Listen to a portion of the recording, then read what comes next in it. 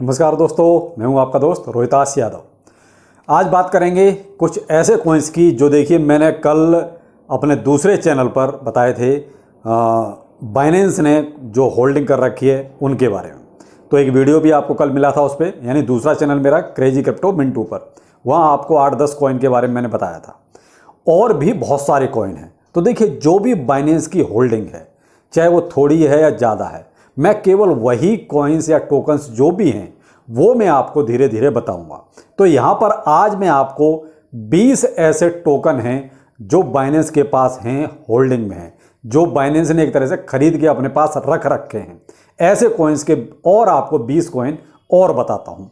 लेकिन यहाँ एक चीज़ और बताऊँ, देखिए जो कुछ बातें चल रही हैं यूएसडीटी के बारे में।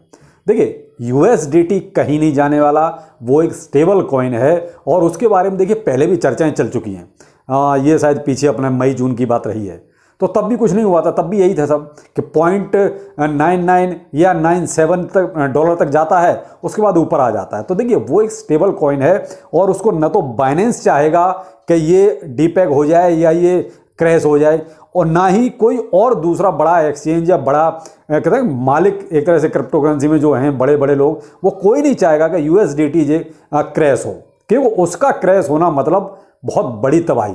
तो उसको तो देखिए वो अगर सेल होगा भी तो खरीदने वाले बहुत हैं। या अब यहाँ देख लीजिए ना, ट्रोन खरीद रहा है, बाइनेंस खुद खरीद रहा है उसको, यानी उधर से कोई बेच रहा है तो इधर ये दोनों खरीदने में लगे हैं। तो देखिए ये तो खरीदने वाले बहुत हैं। देखिए एफटीटी का मैटर अलग था। एफटीटी में क्या था, वो केवल और केवल एक एफटीएक्स का ही टोकन था, वो कोई स्टेबल कॉइन नहीं था। तो वहाँ वो बात अलग थी, मैटर अलग था। दूसरा वहाँ देखो वो कहते हैं ना कि एक नाक की लड़ाई भी थी, सर्वे सर्वा की लड़ाई थी, सीजे बाइनेंस और सैम बैकमैन की। तो वहाँ वो तो बलि का बकरा बन गया एक तरह से एफटीटी टोकन। लड़ाई तो कुछ और ही थी, लेकिन जो भी है वो मैटर अब अलग हो गया, कहानी खत्म, जो होना था हो चुका। लेकिन यहाँ अब जो यूएसडीटी के बारे में बात चल रही है, वो केवल और केवल अब थोड़ी बहुत ऊंची नीची चलती हैं बातें, लेकिन यहाँ डरने वाली बात नहीं है। यूएसडीटी कहीं नहीं जाएगा। बाकी अगर जाएगा भी तो संभालने वाले उसको बहुत हैं। अब बात करते हैं, देखिए ये जो मैं आपको 20 टोकन और आज बता रहा हूँ, तो देखिए मेरा पर्पज आपको केवल बताना है, ना कि ये कि आप खरीद लें इनको। देखिए मैंने आपको हर बार कहा है कि मैं आपको केवल नॉलेज दे रहा हूं, डिसीजन आपका होगा कि आपको करना क्या है, लेना है नहीं लेना है या क्या करना है, वो सारे डिसीजन आपके होंगे।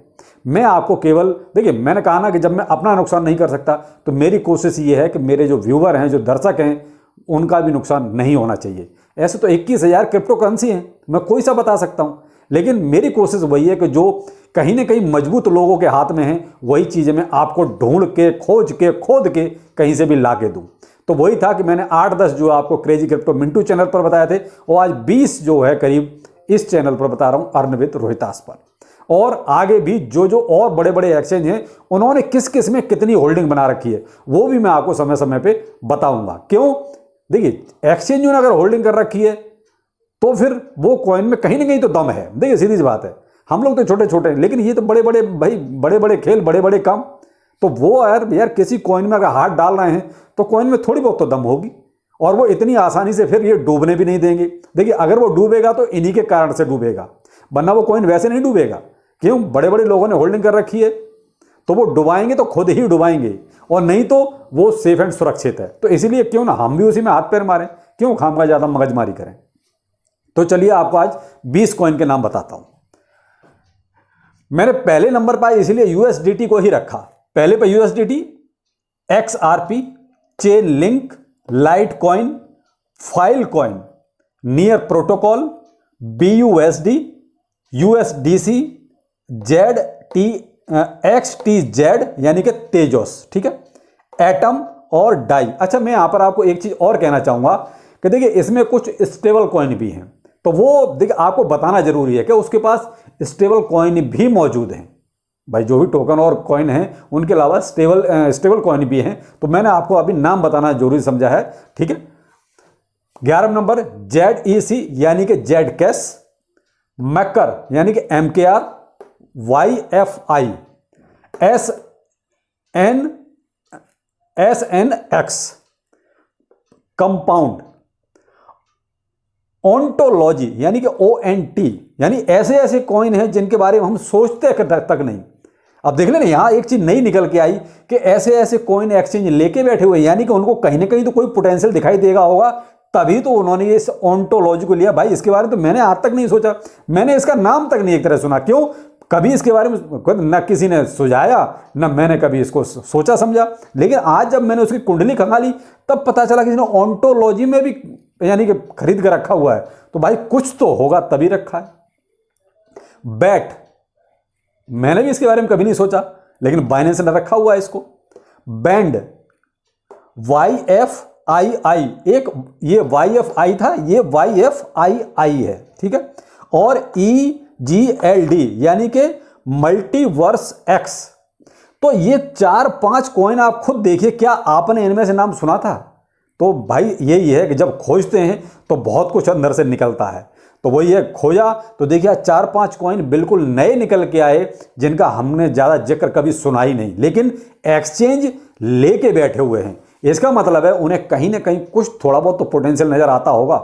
लेकिन ये है, देखिए इसमें से मैंने बहुतों का रिव्यू नहीं किया, लेकिन ये है कि रिव्यू 1 बाय 1 धीरे धीरे सबका आता रहेगा, लेकिन इन्हीं में से आएगा किसी न किसी में से, तो रिव्यू भी धीरे धीरे चलता रहेगा।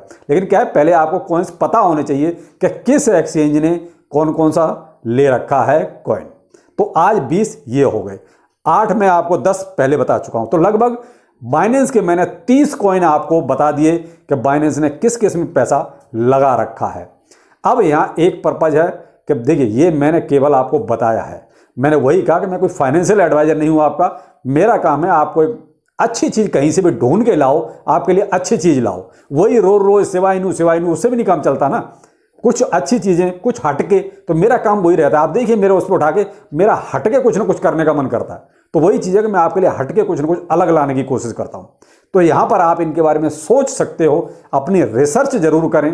अब आपके लिए इतना तो आसान हो गया कि मैंने आपको कॉइन्स के नाम बता दिए, तो थोड़ी बहुत रिसर्च आप भी कर सकते हो। बाकी देखिए रिव्यू तो किसी एक का ही हो पाएगा एक दिन में, तो वो रिव्यू मेरे धीरे धीरे चलते रहेंगे। बाकी देखिए परचेज करना ना करना वो सारा का सारा काम आपका है, वो डिसीजन 100% आपका है। देखिए क्रिप्टो करेंसी है, लॉस भी हो सकता है, प्रॉफिट भी हो सकता है, और वो भी 100%। तो चलिए फिर मिलते हैं किसी नई जानकारी के साथ। नमस्कार।